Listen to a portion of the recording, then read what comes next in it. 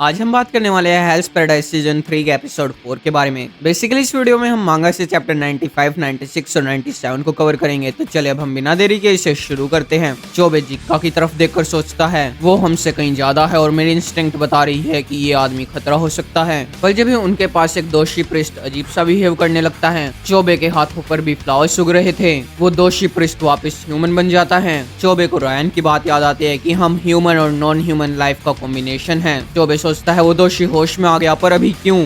गाबी मारू के कंधे पर भी फ्लावर्स उगाए थे। वो सोचता है मेरे अंदर का ताओ किसी चीज से रेजोनेट कर रहा है। रैन सोचता है ये ताओ बांको नहीं जूजिन। जूजिन अब बहुत ही बड़ा फ्लावर बन चुका था। एक फ्लैशबैक में रैन से पूछता है क्या तुम्हारे अंदर कोई इमोशन महसूस हो रहा है भाई? ये बांको को लेकर है ना? रैन कहता है वो इस बार भी मुरझा गया, हमें कोर्स सदी इंतजार करना होगा। रैन कहता है तो क्यों ना इसे तैन बनाकर हम अब्जॉर्ब कर लें। रैन कहता है नहीं, बांको से जो तैन बनता है वो बहुत ही ज्यादा पावरफुल है, जिसे हम टेंशन भी कंट्रोल नहीं कर सकते। हमें नहीं पता कि इसका क्या इफेक्ट होगा। मैं वापस शुरू करूंगा। सफलता और असफलता आती रहेगी सदियों तक बिना रुके।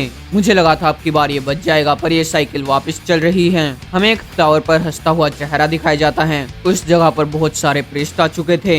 अंत तक हम वापस शुरुआत में आ जाते हैं। बार बार हमारी उम्मीदें खराब हो जाती हैं। ऐसा लगता है मानो हम नर्क और स्वर्ग के बीच में हो। रैन पूछता है भाई पर तुम इतना कुछ क्यों कर रहे हो? तुम्हारा असली इरादा क्या है? एक शिनोबी आके शुगन से कहता है हमें जल्दी से फ्लड गेट के पास पहुंचना होगा, दुश्मन की शिप जा रही है। शीजा ने थोड़ा टाइम बचा लिया, पर अब वो निकलने की तैयारी में है। और ये रहा अमृत। शुगन कहता है वहाँ पर दो बॉडी पड़ी होगी, उनमें से एक क्रिमिनल है और एक साइमोन। वहाँ पर शीजा आ जाती है। वो कहती है लगता है दोनों मर गए हैं शुगन सामा। एक शिनोबी शीजा से कहता है आप कहाँ जा रही हो अगली गाबी माँ? मेरा मतलब शीजा। शीजा कहती है मैं गाबी मारू को मारने जा रही हूँ। वो उस फ्लावर को देखकर कहती है लगता है मानो ये दूसरी तरफ का कोई सीन हो। ये जरूर उस मॉन्स्टर की मेन बॉडी होगी, पर ये भी मेरे लिए कुछ भी नहीं है। जो मुझे चाहिए वो है गाबी मारू के साथ लड़ाई। मेरा इंतजार करो गाबी मारू, मैं तुम्हें मौत तक पहुंचाऊंगी।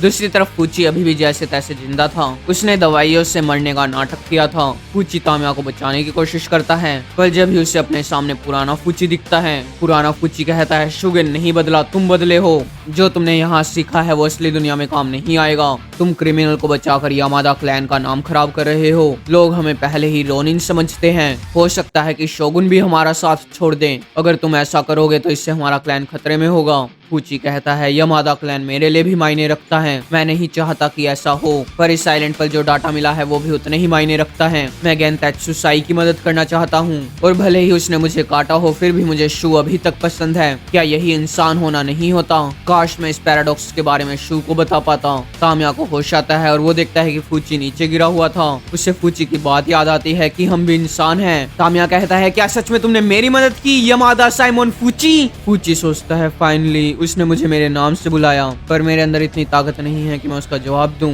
शू अपना ध्यान रखना, क्योंकि ये लोग भी चलते फिरते पैराडॉक्स हैं। वो नहीं जीत सकते, फिर भी वो किस्मत के आगे खड़े हैं। बार बार वो खड़े होते हैं, मैंने इसे खुद देखा है। वो बार बार खड़े होंगे।